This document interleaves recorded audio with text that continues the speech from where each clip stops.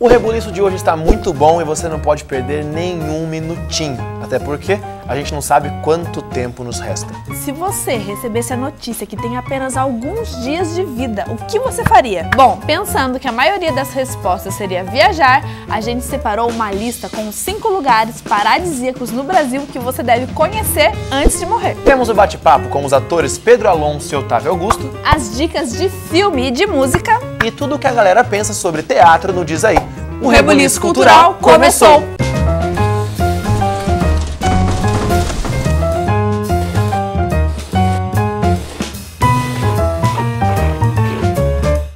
Viajar é bom e faz a gente ver quão bonito e imenso é o mundo. São tantos lugares pra gente conhecer, mas parece que é impossível conseguir explorar cada canto.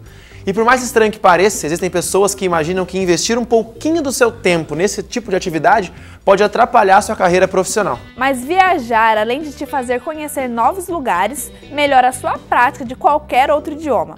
Além de te fazer uma pessoa melhor, que conhece mais sobre outras culturas e que tem vivência com outros tipos de pessoas. Te faz uma pessoa que não tem medo do inusitado. E sabe de uma coisa? Segundo uma empresa britânica que analisa perfis de pessoas que gostam e pessoas que não gostam de viajar, diz que gostar de viajar pode ser um grande diferencial em uma entrevista de emprego. Pois é, e segundo essa mesma pesquisa, pessoas que não gostam tanto de apreciar uma boa paisagem na janela de um carro, ônibus, avião ou de um barco podem se tornar pessoas menos abertas a novas experiências e assim acabam sendo não consideradas tão aptas a profissões que exijam bons perfis. Eu sou uma pessoa que adora viajar, conhecer novos lugares e adquirir novas experiências. E se você aí de casa gosta de viajar ou quer ir para algum lugar, mas não sabe muito bem por onde começar, que tal a gente começar pelo nosso próprio país? O site Fatos Desconhecidos fez uma lista com 5 lugares paradisíacos que você deve conhecer antes de morrer. Mas calma, não é para te apavorar com esse título não, é que os lugares são incríveis mesmo. Então vou dar início a essa lista, e começando por Jericoacoara. O nome é quase um trava-língua, né? Mas deixando a brincadeira de lado, este lugar é considerado pelo jornal Washington Post uma das 10 praias mais belas do mundo. É o verdadeiro santuário ecológico, com dunas gigantescas, coqueirais, lagoas de águas cristalinas localizadas a 300 quilômetros de Fortaleza. Essa praia no nordeste do Brasil é uma antiga aldeia de pescadores que mistura aspectos do sertão e da costa litorânea. O caminho para este paraíso não é fácil, é preciso subir em um buggy e dirigir por algumas horas. Mas ao chegar nesse destino, a vontade não é outra, a não ser descansar na rede e curtir as paisagens que chega a faltar o ar de tão bonito que é. Já anotou essa primeira dica? Porque agora eu vou falar de Fernando de Noronha, e acho que aqui todo mundo já deve ter ouvido falar. Fernando de Noronha é um arquipélago com areias douradas, o mar extenso e tem tons de azul, turquesa e verde esmeraldas gritantes. Além de corais e formações rochosas, composto de 21 ilhas e ilhotas, um território com extensão de 545 quilômetros de Recife, é beleza para se perder de vista. Por causa das importantes espécies naturais que vivem ali, é cobrada uma pequena taxa de prestação ambiental no momento da chegada dos turistas. Fernando de Noronha é um dos melhores lugares para se praticar esportes do mundo. O mergulho de cilindro no mar é uma das principais atrações do lugar e que não deve ficar de fora do seu roteiro de viagem de jeito nenhum. E aí, está anotando esses lugares na sua lista? Depois você tem que sair ticando um por um. Bem, o nosso terceiro lugar para conhecer nessa lista é a Lagoa Azul em Ilha Grande. Ir para um lugar como esse é o mesmo que se sentir protagonista de um dos filmes mais exibidos na sessão da tarde, que leva o nome deste paraíso de Ilha Grande. E só para aumentar a nossa vontade de conhecer este lugar, a água é azul esverdeada e a mais transparente que existe. E ela tem o fundo que é um céu de estrelas do mar, entre cardumes multicoloridos, lulas e os mais diversos tipos de corais. É um local que possui um dos mais belos pontos de mergulho e também de snorkeling. Não tá fraca essa nossa lista não. Não tá mesmo. E agora eu vou falar de Gales de Maragogi, se liga só, porque esse aqui é um lugar que também dá gosto de ver. Elas são famosas por serem as maiores piscinas naturais de Alagoas na maré baixa. E só para você ficar com mais vontade de conhecer, as águas ficam ainda mais claras e mais bonitas no verão. E esses aquários naturais reúnem as mais variadas espécies, como moluscos, peixes e corais. Maragogi te faz te sentir tão perto da natureza que até os peixes parecem querer fazer parte da sua selfie. Nossa, mas é tanto lugar bonito que fica difícil saber por onde começar. Tem ainda a Praia do Farol, em Arraial do Cabo. É um lugar simples e de uma beleza que só vendo pra acreditar. É sério, as areias são limpas e clarinhas e tem aquela imensidão azul. Não se encantar por suas águas geladas e de cor azulada, enquadrada por dunas e morros verdes, é impossível. Para mostrar que não é brincadeira a beleza desse pedacinho de ouro aí, um estudo no INPE, Instituto Nacional de Pesquisas Espaciais, a considerou a praia mais perfeita do Brasil. Bem, listamos apenas 5 lugares, mas o que deve ter de lugar bonito para se conhecer não dá nem para colocar dentro de um programa só. E como ainda temos muita coisa para rolar aqui no Rebuliço Cultural, vamos encerrando este nosso primeiro bloco. No próximo bloco temos as dicas de filme e música e um bate-papo bem bacana com Pedro Alonso e Otávio Augusto para falar sobre teatro. Os meninos acabaram de começar suas experiências no mundo da arte e vieram contar pra gente como foram esses primeiros passos. Não sai daí!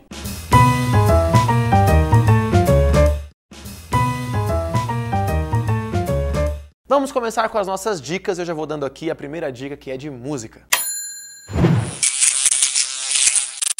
Após 5 anos sem lançar nada, Adele ressurge triunfante com a música Hello. A cantora, que não é muito de expor sua vida, sofreu com problemas sérios em suas cordas vocais no final de sua última turnê. Ficou grávida e cuidou do seu filho nos primeiros anos de idade. Pois é, muita coisa aconteceu e muita gente achou que a cantora não iria voltar a cantar. Mas Adele ressurge das cinzas e entrega esse presente aos fãs.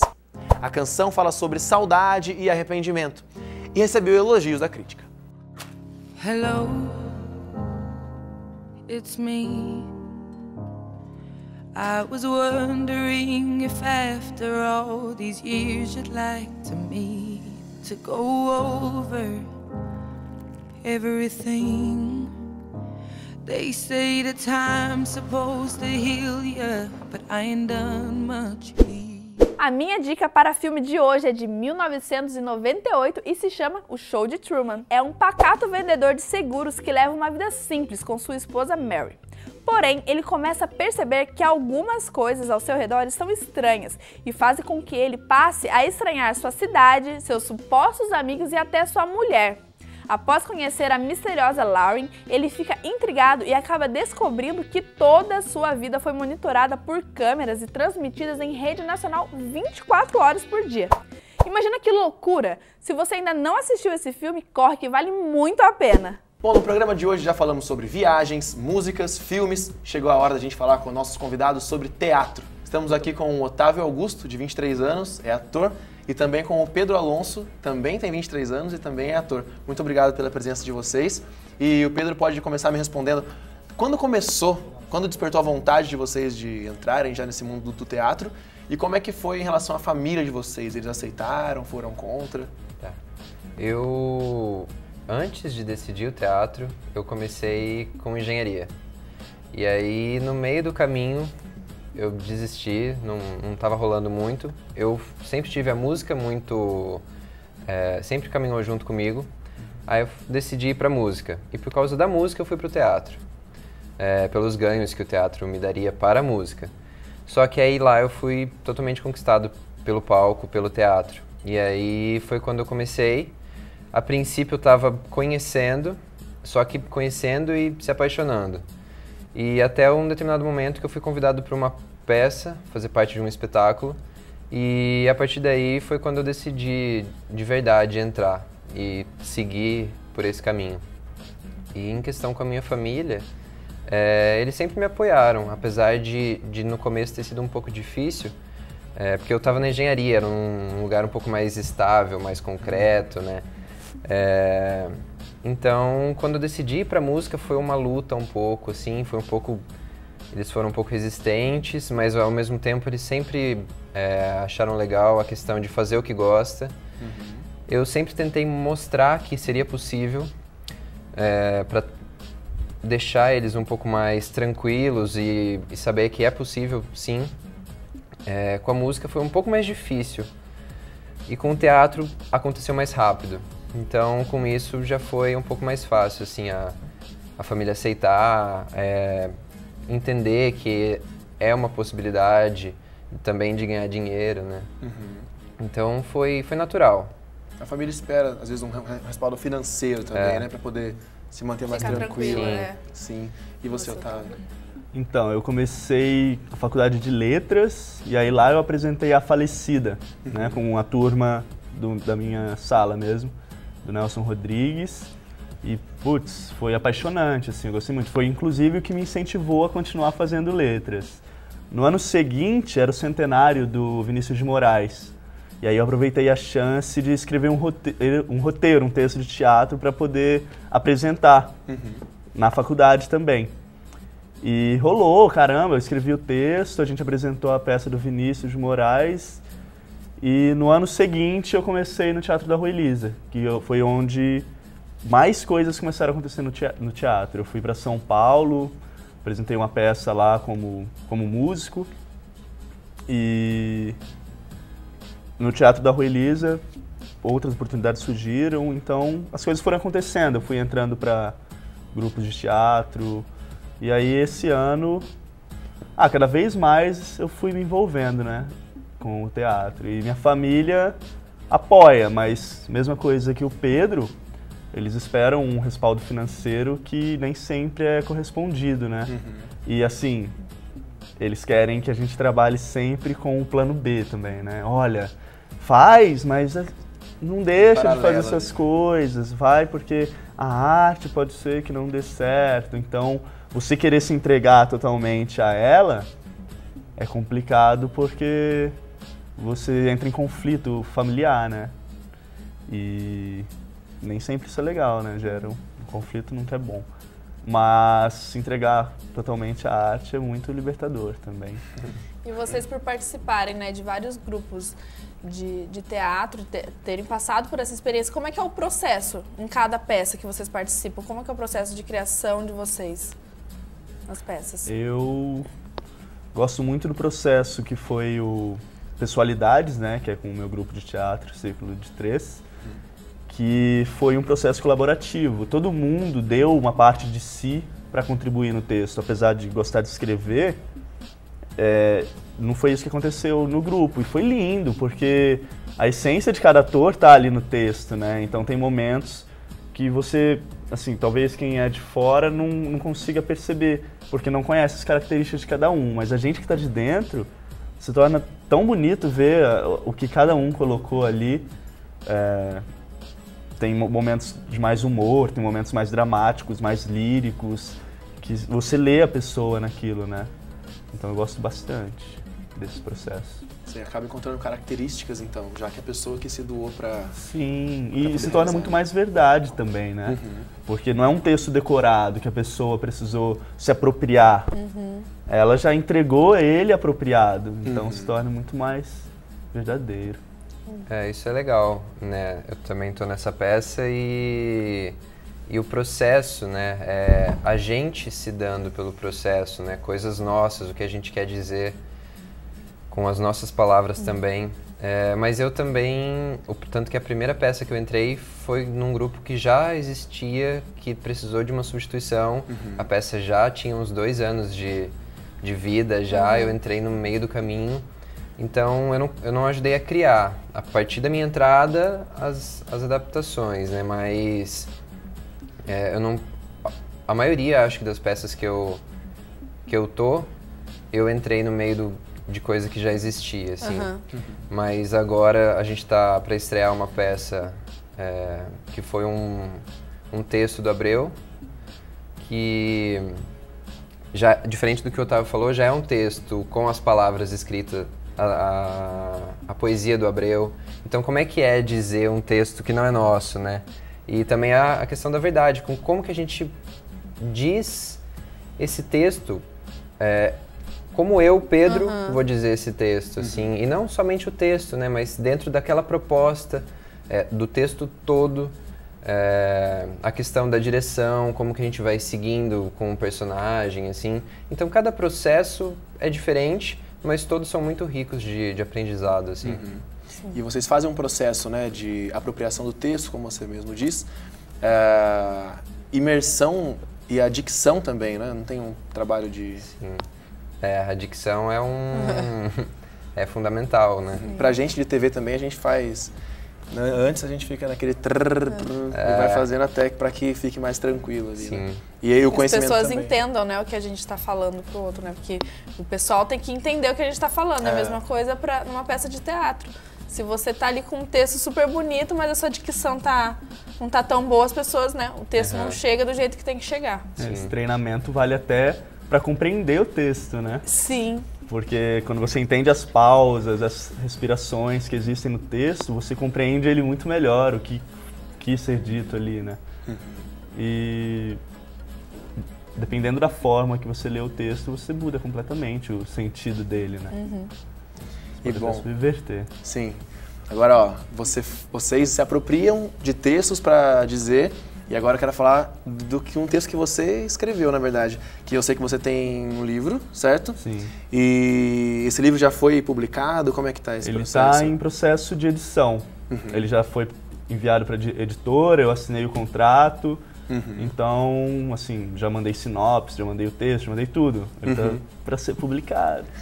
A Epifania de Bernardo. Isso. É isso. E tem um trecho aqui, quer dizer, um livro que poderia ser sobre sexo, drogas e rock and roll, mas que é também sobre amor, universos paralelos e metralhadoras. Conta um pouquinho pra gente esse livro. Então, é a história de um viciado em drogas que ele busca redenção, ele quer parar. Só que a vida dele mostra 1000 possibilidades para ele. Inclusive não parar, que ele descobre uma droga nova e o cara oferece muito dinheiro para ele continuar experimentando essa droga. Só que quando ele usa desse delírio, ele vai para um lugar que é completamente real, assim, que é tão real quanto esse mundo. E ele começa a ter vivências nesse novo mundo. Só que é tão real que ele começa a se confundir sobre o que realmente é real, o que é a existência. Então o livro mostra esses conflitos internos dele e ao mesmo tempo esse outro lugar é um mundo em que tudo é tão perfeito, tudo se encaixa bem, é autossustentável, é lindo. E ele começa a não sentir vontade de ir embora de lá. Se ele tem a opção de ficar lá, por que ele vai querer sair, né? ficar nesse mundo? Só que, ao mesmo tempo, nesse aqui tem o amor da vida dele, né? E isso luta, ele tem esse conflito e o outro mundo é muito militar também, então por isso das metralhadoras, né? Porque tem ação o tempo todo, batalhas, então eu fiz esse contraponto, né?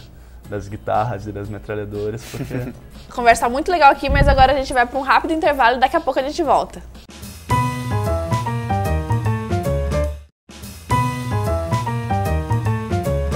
Estamos de volta com o Rebuliço Cultural e para a gente continuar a nossa entrevista, vamos ver o Diz Aí de hoje. Você costuma ir ao teatro? Às vezes eu vou sim, é muito bom, muito legal, eu gosto muito.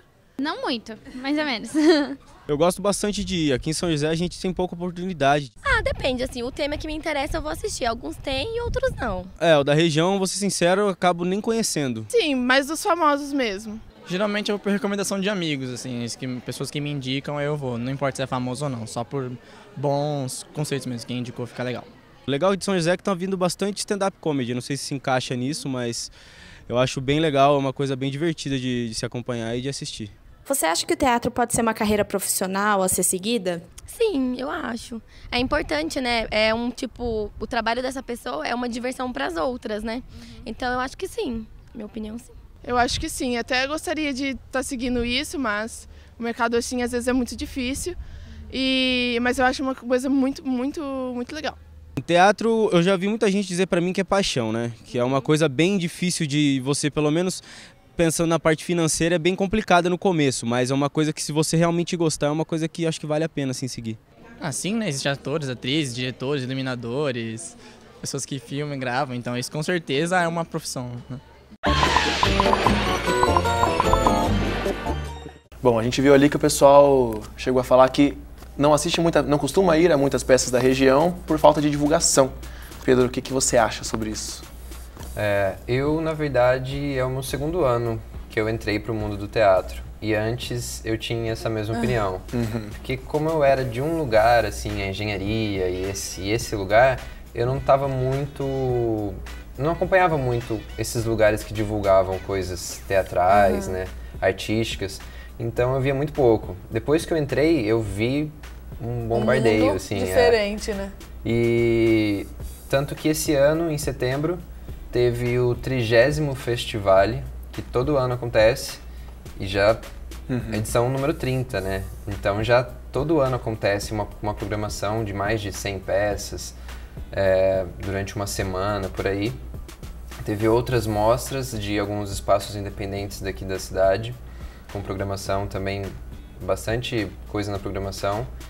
E sempre redes sociais, às vezes em jornal, até mesmo na TV, acontece de ter divulgação de peças, ou às vezes, na maioria, de festivais, assim. Mas tem bastante coisa sendo divulgada. É porque a gente que está do lado de fora, né, acaba não sabendo mesmo das coisas que acontecem, né? A gente que acompanha grupos de teatro e até casas que oferecem teatro, a gente sabe, né, que existe, a gente acompanha no Facebook e a gente sabe que tem bastante coisa mesmo. Sim. É só o pessoal querer procurar assistir peças independentes, né? E você, Otávio? Acho que é questão de perspectiva mesmo, assim, né? Quando você descobre o mundo que existe, você começa a prestar mais atenção nele também, né? Então, quando você descobre que todo final de semana tem sim peça de teatro em lugares diferentes, você começa a prestar mais atenção nisso. Quando você gosta, o negócio pode ser pequenininho e tá ali no mural de algum lugar que seu olho vai procurar aquilo, né? Acho que é questão de... Assim, lógico, cada um tem seu gosto, tem direito de escolher o que quer assistir, o que vai fazer no final de semana.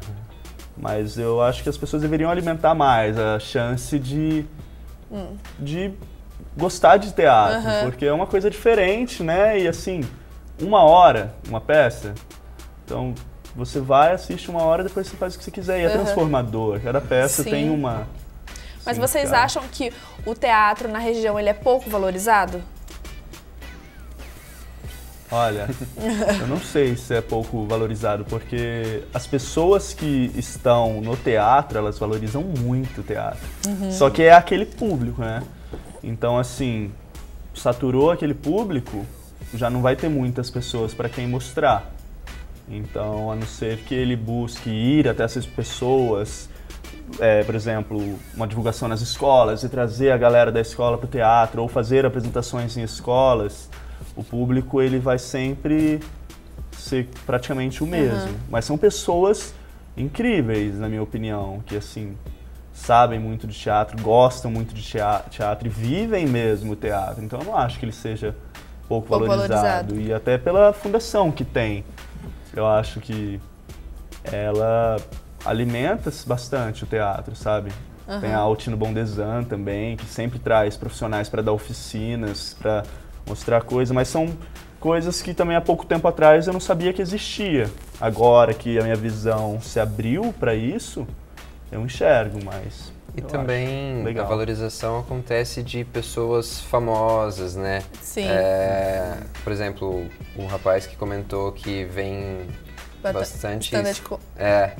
E normalmente é humorista, comediante famoso, né? Sim. Que está divulgado em lugares que as pessoas pagam uma grana e não sabe que às vezes tem até comediantes, no caso do stand-up comedy, né?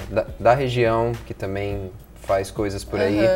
O teatro mesmo, quando é algum famoso que vai se apresentar, lota a sessão, tem outra sessão de tanta procura. E às vezes, no mesmo dia, uma peça gratuita, um puta espetáculo da região, de artistas da região, que não lota a casa, assim. Eu acho que, assim, o artista, tipo, a valorização do artista é muito vinculada à fama dele, né? E eu acho que não é bem assim. Eu acho que o artista, ele é valorizado quando ele é reconhecido, não quando ele é famoso. Então nem sempre um artista precisa ter uma multidão atrás dele para ele ser valorizado. De repente, ele não é mesmo um artista de multidões, ele é um artista mais seletivo, assim, um público. Um público mais selecionado. Mas, assim, aqui eu vejo o que eu quis dizer que eles são valorizados é que existem muitos artistas que vivem de arte, né? E, meu, isso é maravilhoso. Se eu tiver a oportunidade de viver de arte, pra mim tá ótimo. Eu não quero ter fazer um teatro lotado, assim, para as pessoas me verem. Eu quero poder viver disso, né? E me dar a minha vida pra isso, né? Assim. Não sei. Mas o que vocês acham que, assim, como é que pode chegar a esse público que não tem acesso a essa propaganda, né? Como vocês falaram, tem muita gente que não fica sabendo e o que eu tava falando é bem legal, de escola, né? Eu lembro quando eu era pequeno, vi peças pra minha escola e ser incrível, né? Até pessoas do nosso grupo também falam que a primeira experiência de teatro foi na escola, de uma peça que achou incrível, de um pessoal que é daqui da cidade, que tem um teatro independente, e começou a estudar, né, nesse teatro, né? Por causa dessa peça que assistiu. E foi na escola. Eu acho que a escola é um bom caminho, assim, de levar até os alunos, ou às vezes, como o Otávio disse, trazer. Eu acho que buscar crianças, adolescentes que estão em formação, começar a mostrar, existe o teatro também, né? Existe a música, existe vários caminhos, mas também o teatro que ele não ele não chega tanto como chega a outros meios, né? Eu acho que esse caminho, assim, é um bom formador de público, né? E de interessados na arte. Você falou de música também, você também é músico. Como você concilia a sua agenda com teatro e com música? E se em algum momento isso se choca, esses dois mundos, né? Eu acho que sim, se choca, mas sem ruído. Eles se misturam e seguem juntos. Tanto que todas as peças que eu fui convidado para entrar foi também porque eu tinha música muito presente comigo, né? E as peças que a gente monta, no caso do Pessoalidades, que foi construído por nós, eu levo a música junto, assim, onde eu consigo encaixar alguma coisa musical, alguma ideia, eu sempre tô junto porque tá muito presente em mim, né? Então é uma ferramenta que eu utilizo junto. Sim, só acrescenta no caso. Só acrescenta, E a mesma forma a dança, né? Quem tem a dança consegue encaixar isso também, né? E eu tento me planejar para levar os dois juntos, né? Que são as minhas duas paixões, assim, e eu quero estar sempre com essas duas. Então eu vou me adaptando, né? Separo um dia para outros momentos para outro, vou bem flexível, adequando os horários, assim, pra gente conseguir, né? E pra vocês, o que vocês sonham ainda? São muito novos, né? Mas o que vocês sonham em realizar com o teatro? Algo que vocês ainda não tenham feito, ou sei lá, que acho que tá muito longe de chegar. E os nomes também do teatro que pra vocês são referências, assim. Eu, assim como o Otávio já disse também, né, de viver com o teatro, né? Eu acho que isso seria o principal e tudo caminha para esse lugar.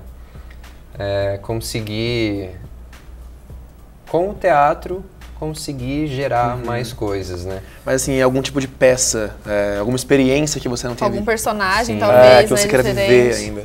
Sim. Eu tô num processo de formação e acho que eu não vou nunca sair dele, né? Não tem como chegar num lugar e falar, é aqui. Porque existem muitos lugares. Então eu tô tendo a sorte de cada peça, cada trabalho ir para um lugar diferente. Mundos diferentes, assim. Isso está sendo muito bom porque está ampliando o meu repertório, né? Sim. Eu tô tendo a oportunidade de ver mundos diferentes. Isso é muito bom. Conhecendo esses lugares, saber por onde caminhar, né? Por enquanto eu tô conhecendo. Mas você falou de nomes, né? Eu assisti uma peça do Júlio Adrião, que é A Descoberta das Américas, que pra mim foi até hoje a melhor peça que eu vi, assim. E é um solo, é o ator sozinho no palco, sem nada, sem cenário, sem figurino, né? Com figurino, mas simples. E ele fica durante 1 hora construindo coisas que você consegue enxergar tudo que ele mostra, um texto incrível, um trabalho incrível, Ele é uma referência para mim e para um grupo que eu faço parte de uma peça. Essa peça foi inspirada também no Júlio Adrião, nesse trabalho dele. E para mim ele é muito rico o trabalho dele. É uma inspiração, assim.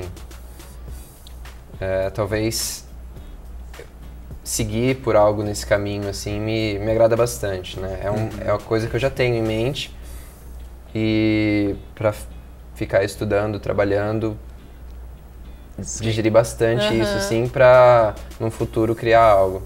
Muito legal. É uma das coisas que eu penso. E você, Otávio? Meu maior sonho também é viver de arte. Eu tenho muitos, mas assim, é esse. Eu gosto de ir vivendo a vida de acordo com as oportunidades que vão surgindo, né? Não vou ficar me apegando ao meu objetivo, assim. Claro, o objetivo principal é viver disso. Mas uma peça que eu tenho muita vontade de montar é Alice no País das Maravilhas, porque eu amo a obra. E uma referência de teatro pra mim é o Grupo Galpão, sabe? O Eduardo Moreira, pra mim, ele é muito inteligente. Assim, eles como grupo, é lindo ver a maneira como eles se comportam, a união deles, como eles cresceram. É muito bonita a estrada que eles tiveram, né? E também eles são muito inteligentes porque eles trabalharam para isso, né? Eles não só falaram, vamos apresentar. Eles tiveram toda uma estrutura, uma gestão para crescerem da forma como cresceram. Eles são um grupo que viajam de caminhões, assim, para apresentar nas cidades. E eles levam também a lugares onde as pessoas não costumam ir, que é em quadras de escola. Então eles vão lá e montam um espetáculo do galpão para uma pessoa que nunca assistiu teatro. Então a pessoa, sim, às vezes tem aquele primeiro contato já com algo extremamente mágico, né? Que vai ficar para sempre na memória dela. Então eu acho que isso é muito legal, sabe? De levar a mágica do teatro para lugares, assim, inóspitos. Bem, o programa está acabando, mas a gente queria que você deixasse fanpage de grupos que vocês participam e também dicas, né, para o pessoal que quer começar a fazer teatro saberem para onde eles podem ir. Onde aqui em São José dos Campos que eles podem estar procurando? É bem legal. Eu acho que a rede social é um maior vínculo, assim, que eles conseguem, né, acessar isso. A gente citou a Fundação Cultural Cassiano Ricardo, que direto compartilha coisas que estão acontecendo. Os teatros independentes, né, da cidade, se não me engano tem acho que mais de 5. O Teatro da Rua Elisa, o CAC Valmor Chagas, que a gente citou, eu citei coisas que foi sobre eles, né? Existem outros, mas chegando a esses já consegue chegar aos outros. E acompanhar, começar a ver os grupos daqui da região, curtir as páginas deles, né? Que isso vai fazer o meio começar a circular mais, assim. Tem a Altino Bondesan também, que eu quero ressaltar, porque eles não mostram só teatro, eles fazem oficinas de cinema, de pintura, de circo. E as oficinas deles, nossa, são ótimas, são profissionais incríveis que vão lá. Então acho que vale a pena ressaltar. E também eu acho que uma dica muito importante para quem quer entrar nisso é dizer sim, sabe? Fala, eu quero fazer teatro, abre a sua visão para isso, sabe? Vai na casa mesmo, vai ver como que é, vai numa peça, vai conhecer pessoas, porque daí, acho que daí as coisas vão começar a acontecer, né? Como aconteceu comigo, com o Pedro, as coisas foram acontecendo naturalmente. É a página Círculo de 3, que é do nosso grupo de teatro. A gente atualiza ela com mensagens sobre o Fernando Pessoa, sobre o nosso grupo, sobre apresentações. Tem também a minha página pessoal, que é Planeta da Insanidade, onde eu posto meus contos, textos, poesias, coisas que eu escrevo e que em breve estarei atualizando com coisas do meu livro. Gente, muito obrigada pela presença de vocês aqui. Obrigado pelo convite. Eu que agradeço. E o Rebuliço Cultural vai ficando por aqui. Não deixe de curtir a nossa página no Facebook. Tchau! Tchau!